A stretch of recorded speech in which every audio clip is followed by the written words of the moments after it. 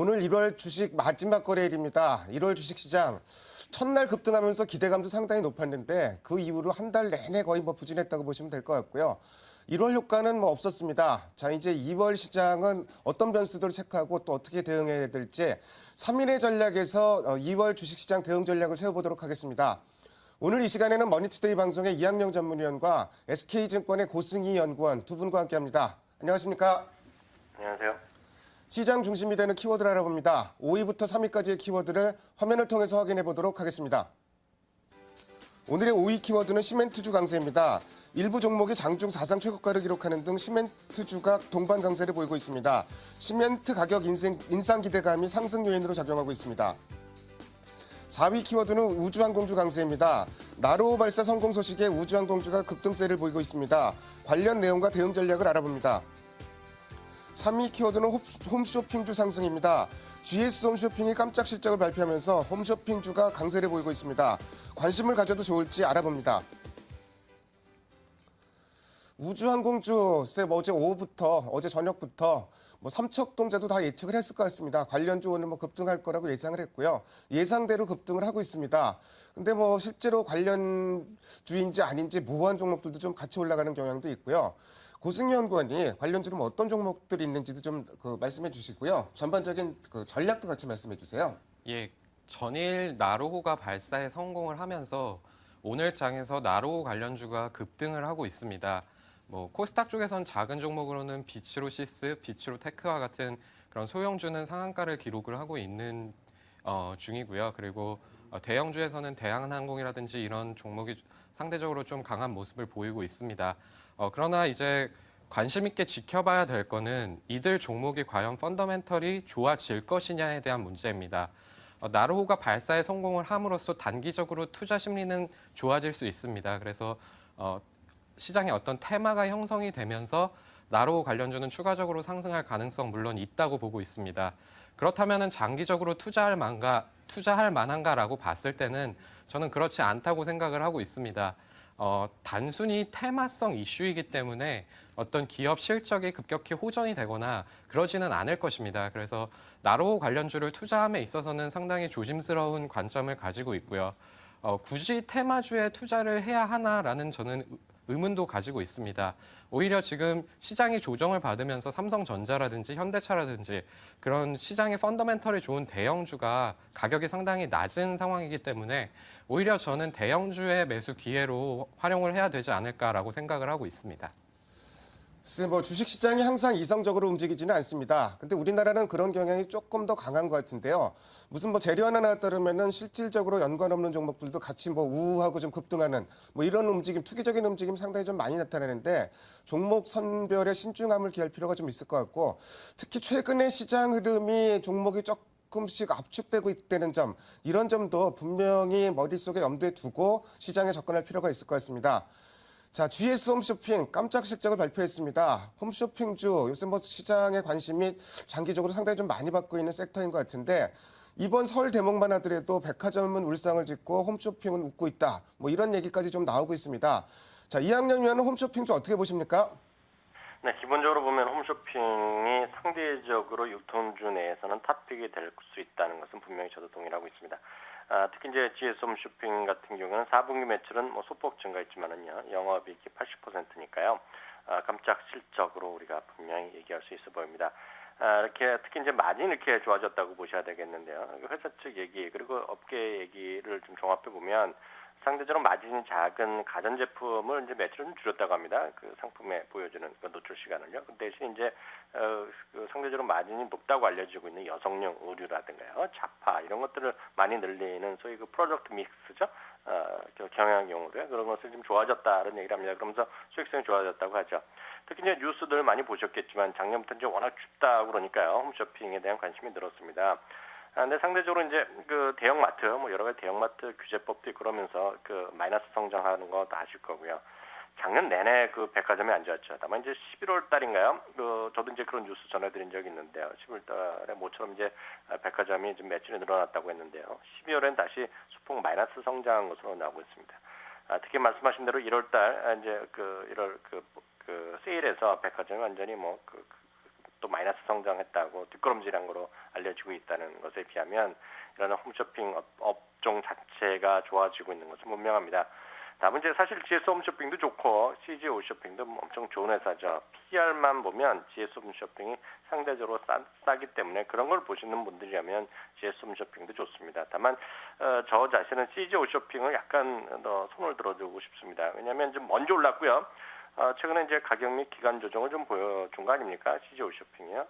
다만 이제 그 안에 내부적으로 들어가면 그 PB 브랜드라고 하죠. 자가 브랜드의 비중이 훨씬 높습니다. 업계에서 탁월합니다. CJ가요. 그만큼 마진이 좋다는 거죠. 자가 브랜드가요. 또 이제 그 외국에 많이 진출하는 거 아닙니까? 중국이라든가 또 외국에 태국 이런 쪽인가요? 그래갖고 진출한 것이 그 결국은 성장성에서의 가산점을 줄 수 있다는 측면에서 보면 물론 둘 다 좋은 회사지만은요. 저는 CJ 홈쇼핑을 탑픽으로 여전히 말씀드리고 싶네요. 내수주를 중심으로 시장에 접근하느냐, 경기 민감주 혹은 뭐 수출주를 중심으로 시장에 접근하느냐, 이건 시장 상황에 따라서 많이 틀려질 것 같은데 일단 뭐 유통주로 한정을 한다 그러면은 역시 홈쇼핑주가 가장 영업 환경상 좀 유리한 환경이 있지 않나 좀 이런 생각이 듭니다. 탑픽으로는 CJ 홈쇼핑까지 꼽아주셨습니다. 다음으로 오늘의 2위 키워드를 화면을 통해서 확인해 보도록 하겠습니다. 오늘의 2위 키워드는 미성장률 쇼크입니다. 미국의 4분기 GDP 성장률이 예상치로 아주 대폭적으로 밑돌았습니다. 마이너스 성장을 기록했는데 그래도 주식시장 굉장히 강합니다. 뉴욕 증시 뭐 별로 그다지 밀리진 않았는데 GDP에 관한 해석도 뭐 미국의 정부 지출이 줄어들었고 기업 재고가 줄어든 거 이게 마이너스 성장 원인이기 때문에 걱정할 뭐 이유가 없다. 이런 뭐 긍정적인 해석도 나오고 있고요. 또 연준회의에서는 자산 매입을 계속하겠다. 물론 기한을 언제까지라고 이제 그 못을 박진 않았다는 게 조금 아쉬운 부분이긴 한데 다시 한번 좀 그런 부분을 좀 확인시켜준 것 같습니다. 이학영 위원님 관련 내용 좀 정리해서 말씀해 주세요. 네, 그 4분기 GDP가 이제 그 마이너스 성장했죠. 0.1%로 마이너스했습니다. 3년 반 만이니까요. 분명히 안 좋은 것은 악재는 악재죠. 다만 이제 시장 분위기가 워낙 좋기 때문에 그렇게 크게 악재로 반영된 것은 아니라고 보고 있고요. 항상 나쁜 소식 중에서도 긍정적인 것을 찾아내려는 것이 소위 지금 같은 시장에서 너무 또 지나치게 의견을 좋게 얘기하는 사람들이 많은 것일지 모르지만 뭐 있는 사실은 사실대로 이해하시면 좋을 것 같습니다. 말씀하신 대로 이제 국방비 지출이 좀 줄어드는 거, 재고 투자가 기업들이 좀 줄어드는 거 이런 것들이 좀 마이너스 요인이었던 반면에요. 오히려 이제 민간의 소비는 꾸준하게 늘어났다는 걸 얘기하는 거 아닙니까? 그렇기 때문에 또 기업의 설비 투자도 또 상당히 긍정적이기 때문에 이렇게 그 안 좋은 쪽에서도 좋은 것을 자꾸 찾아내는 노력이 지금 미국 시장의 분위기를 아주 그 선명하게 보여주고 있다라고 전 이해를 하고 있습니다. 한편 FOMC의 회의는 사실 지난 12월과 뭐 문과나 틀려진 것이 없다라는 평가가 나오고 있습니다. 그만큼 일단은 6.5%라는 실업률에 대한 제시 그리고 2.5%라는 인플레이션율에 대한 제시 뭐 재확인했고요. 계속해서 그 또 하나 이제 중요한 것은 이제 현재 경제 상황이 너무 또 실적도 좋아진다 앞으로 좋아질 거다 하니까 너무 분위기가 뜰 수 있는 그런 걱정이 있는데요. 그렇기 때문에 양적 완화를 조기에 종료 가능성이 지난달에 약간 언급된 적이 있었는데요. 오히려 이번에는요. 지금의 경제 상황이 오히려 지금 정체 상태라는 표현을 했습니다. 그리고 지금의 또 경제 상황이 글로벌 경제의 재정 상황이 상당히 좀 회복되는 것도 분명 사실이지만 아직까지 하방에 대한 압력이 분명히 있기 때문에 좀 마음을 놓아서는 안 된다는 표현을 했고요. 계속해서 정말 좋아질 때까지 계속해서 양적 완화 어떤 채권 매입 활동을 계속하게 되기 때문에 시장에서는 바라던 것 뭐 그대로 나왔다라는 생각 갖고 있습니다. 그렇기 때문에 오늘 시장은 약간 좀 조정이 있었지만은요, 뭐 크게 그 GDP 이런 것보다는 뭐 또 많이 올랐기 때문에 뭐 자연스러운 조정 정도로 이해하는 것이 좀 맞을 것 같고요. 그만큼 시장은 너무 또 과대한, 너무 또 어떤 시장의 보수적으로 보는 사람들이 너무 시장에서 사라질 정도로 너무 긍정적인 해석이 분명히 많은 것 자체가 우려가 될 수 있겠지만, 여하튼 지금 미국의 분위기로 봐서는요. 어떤 경제 지표가 나오더라도요. 기본적으로는 S&P건 다우지수 모두 사상저가 근처는 최소한 한번 갔다 오질 가능성이 커 보이네요. 일단 미국 시장 분위기는 상당히 낙관론이 지배를 하고 있는 시장입니다. 그런데 이제 중국 상해 증시도 최근 들어서 분위기가 굉장히 좀 살아나고 있습니다. 어제까지 사흘 동안 큰 폭으로 올랐고 오늘도 강보합세 상당히 단단합니다. 금융주와 부동산주가 상승을 좀 주도를 하고 있는데 고승희 연구원이 그 중국 상해 증시 최근의 급등 배경도 좀 말씀해 주시고요. 우리 시장에 과연 좀 모멘텀이 돼줄 수 있을지 그런 부분도 같이 덧붙여서 말씀해 주세요. 네, 중국 같은 경우에는 최근 증시가 견조한 모습을 보이고 있는데요. 경제 지표 반등하고 그리고 금융시장 개혁 이 두 부분이 시장의 모멘터밍으로 작용을 하고 있습니다. 부동산주가 상승을 한 배경에는 최근 상하이의 부동산 거래가 2년 내 사상 최고치를 기록을 했다 뭐 이런 뉴스가 있었고요. 부동산도 이제 바닥을 찍고 반등을 하지 않을까라는 그런 기대감이 작용을 한 것으로 판단을 하고 있습니다. 국내 증시에도 당연히 중국의 상황이 좋아지면 당연히 긍정적으로 작용을 할 걸로 보고 있는데요. 핵심은 글로벌 증시는 강한데 왜 국내 증시는 이렇게 약할까라는 사람들의 의문입니다. 제가 보는 관점은 크게 세 가지의 문제가 있다. 국내 증시에는 세 가지 문제가 있다라고 보고 있는데요. 그 세 가지는 바로 4분기 실적 부진, 그리고 뱅가드 이슈, 그리고 그 북핵 등 지정학적 리스크 이 세 가지가 국내 증시를 억누르는 그런 요인으로 판단을 하고 있습니다. 4분기 실적 같은 경우에는 2월 둘째 주가 지나면은 상당 부분 마무리되기 때문에 2월 이후에는 큰 영향이 없을 거다라고 보고 있고요. 뱅가드 같은 경우에는 오는 6월까지 영향을 미칠 겁니다. 그러나 시장은 선반영한다는 측면에서 봤을 때 한 4월까지는 시장에 영향을 미칠 것이다라고 보고 있고요. 북핵 같은 경우는 핵실험이 언제 실행이 될지는 모르겠습니다. 그러나 2월 중에 실시가 될 거라는 그런 언론사의 보도가 있었고요. 그에 따라서 핵실험이 끝나면은 지정학적 리스크는 완화가 될 것이다라고 보고 있습니다. 결과적으로 국내 증시를 억누르는 국내 증시만의 세 가지의 그런 부정적인 요인들이 해소되기 전까지는 국내 증시는 뭐 2월에도 1,900포인트를 저점으로 해서 상단은 2,050포인트를 박스권을 계속 왔다 갔다 하지 않을까라고 생각을 하고 있습니다. 분명한 점은 중국하고 미국하고 그런 경제 지표라든지 증시가 좋은 점은 결과적으로 시간이 지나면 국내 증시에도 우호적으로 작용을 할 것이다라고 보고 있습니다. 중국이 어쨌든 뭐 우리 시장에 좀 모멘텀이 됐으면 좋겠습니다. 자, SK그룹 최태원 회장 형제에 대한 공판 결과가 나왔는데요. 좀 확인해 보도록 하겠습니다. 일단 뭐 유죄 판결이 난 것 같고요. 497억 뭐 얘기가 나온 것 같은데요. SK그룹주 주가는 지금 어떻게 움직이는지 한번 좀 확인해 보도록 하겠습니다. 그다지 뭐 공판 결과에 따라서 큰 영향은 없는 것 같고요. 자, 다른 그 SK 대형주도 좀 살펴볼까요? 주가는 그 공판 이전 상황이랑 지금 현재까지는 뭐 큰 변동은 없는 흐름이 이어지고 있습니다. 다음으로 오늘의 1위 키워드를 화면을 통해서 확인해 보도록 하겠습니다. 오늘의 2위 키워드는 2월 주식시장 전망입니다. 1월 효과는 없었습니다. 2월 시장도 사실은 여러 가지 걱정들이 조금 많이 앞서 있는 것도 사실인데 낙관하기에는 만만치 않은 여건들이 좀 많은 것 같습니다. 우선 이학년 위원이 2월 시장에 영향을 미칠 만한 변수 좀 꼽아주시고요. 2월 시장 대응 전략도 좀 세워주십시오. 네, 앞서 연구원께서도 얘기한 거를 약간 반복되기도 하는데요. 저는 1월 시장과 2월 시장에서 크게 엇나가거나 크게 바뀔 상황은 저도 기본적으로 없다고 봅니다. 다만 2월이 만약에 좀 다른 것이 있다 그러면 1월보다요. 딱 몇 가지 좀 찾아본다 그러면 저는 뱅가드 펀드의 매물은 저도 같은 생각인데요. 지속될 수밖에 없기 때문에 외국인의 어떤 환경이 그렇게 썩 좋지만 않다고 보고 있습니다. 외국인도 적극적으로 주식을 살 수 있죠. 뱅가드에서 아무리 많이 팔더라도 주식을 살려면 살 수 있습니다. 다만 이제 조건이 있어야 되는데요. 첫 번째는 원화 강세가 엄청나게 강하게 드라이브가 걸리고 그런 확신이 있으면 뱅가드 펀드가 아니라 뱅가드 펀드의 할아버지가 오더라도 주식을 살 겁니다. 다만 이제 지금은 여전히 원달러 환율이요 위아래로 등락이 커지고 있는 시점에서 외국인도 당황스러운 것이 지금 현실이겠고요. 또 하나 조건은 우리나라 주식시장이 워낙 저평가로 가면 사는 거죠. 지금은 증권업계 대충 시각은 지금 수준에서 PR이 한 8.5배 정도가 나옵니다. 12개월 예상 실적 기준으로요. 다만 이것은 실적의 예상치가 바뀌면서 좀 위아래로 바뀔 수 있는데 그럼 지금 이 8.5배 수준이 절대 저평가냐라는 데 대해서 저는 기존 증권사들랑 약간 다른 시각을 갖고 있습니다. 우리나라 시장은 전통적으로요 8배에서 12배 정도 왔다 갔다 한 적이 대부분입니다. 지금 한 15년 보면은요. 그럼 이제 8.5배라는 것은 여전히 앞으로도 아직까지 완전 무조건 사야 되는 구간은 아니라는 거죠. 아직까지 보면 우리나라 시장에 대해서 완전 쉽게 저평가라고 얘기하는데 외국인 입장에서 꼭 저평가라는 생각을 할 수 있을까라는 생각에는 저는 아니라고 말씀드리고 싶습니다.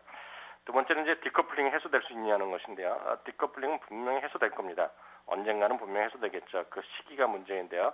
지금이 꼭 그런 시기가 되는지는 우리가 알 수가 없죠. 그래서 앞서 말씀드렸던 대로 미국에서 주가 떨어질 수도 있는 것이고 만에 하나 미국이 계속 올라가는데 우리나라 디커플링이 계속될 수도 있기 때문에 그거는 예측하기 쉽지 않습니다. 언젠가 외국인이 적극적으로 살 일이 없겠죠. 앞에 말씀드렸던 두 가지 조건이 없더라도 사는 날은 커플링, 디커플링이 해소되는 시기가 아닌가 싶습니다. 다만 아쉽게도 예측이 불가능하다는 것이 답답하죠.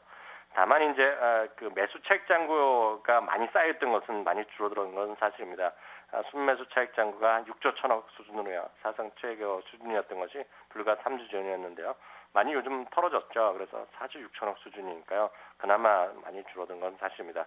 특히 이제 2월 옵션 만기를 앞두고 또 다시 더 줄어들 가능성은 분명 있기 때문에요. 이런 부분은 약간 부담이 덜겠지만 앞서 말씀드렸던시피 지금 시장은 외국인이 갑자기 사지 않거나 아니면 국내 기관이 정말 엄청 사야 되는데 연기금은 제가 봤을 때 하루에 2, 3천억 사야 되는데요.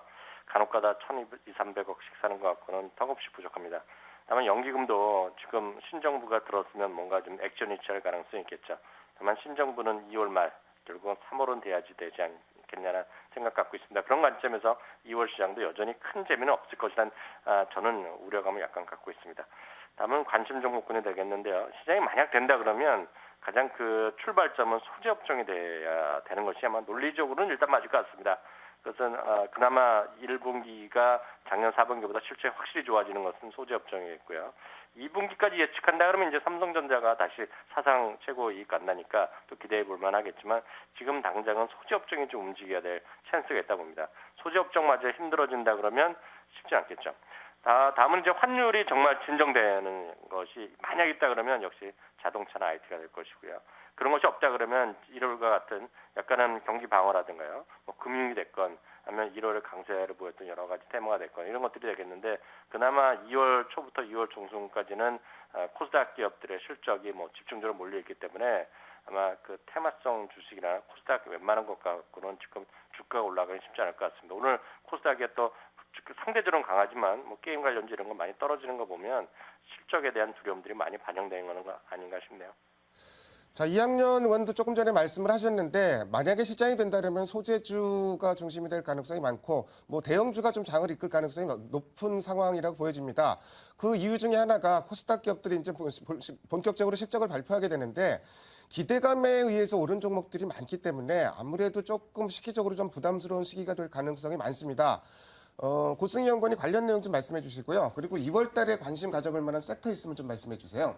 네, 뭐 2월 들어서 이제 코스닥 실적이 본격적으로 발표가 되는데요. 코스피 실적이 뭐 코스닥의 실적을 뭐 선 반영을 하고 있다라고 보시면 될 것 같습니다. 최근 발표되는 코스피의 4분기 실적 상당히 부진한 상황입니다. 이에 따라서 코스닥 지수의 코스닥 기업들의 4분기 실적 역시 뭐 좋을 거라고 예상하기는 조금 어려울 것 같습니다.